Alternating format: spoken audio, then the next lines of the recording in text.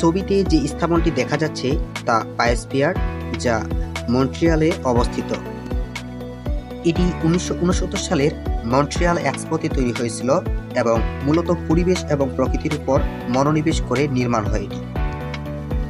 বায়োস্ফিয়ারটি দেখতে অনেকটা গ্লাস মোডেমের মতো। এটি পরিবেশগত শিক্ষা ও সচেতনতায় ব্যবহৃত হয়। এটি এখন একটি জাদুঘর হিসেবেও পরিচিত। বায়োস্ফিয়ারটি কানাডার মন্ট্রিলে অবস্থিত।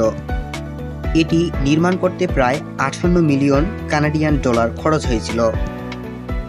এটার পরিধি প্রায় 1000 ফুট অর্থাৎ 34 মিটার এবং উচ্চতা প্রায় 200 ফুট অর্থাৎ 61 মিটার।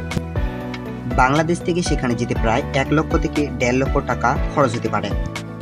তবে এটি আপনার ভ্রমণের সময়, বুকিং এবং আপনার অন্যান্য ব্যক্তিগত খরচের উপর নির্ভর করবে। এরিয়ার দিক থেকে প্রায় এটি 489.5 বর্গ কিলোমিটার অর্থাৎ 189.6 বর্গ মাইল এলাকা জুড়ে বিস্তৃত। ধন্যবাদ, ভালো থাকবেন।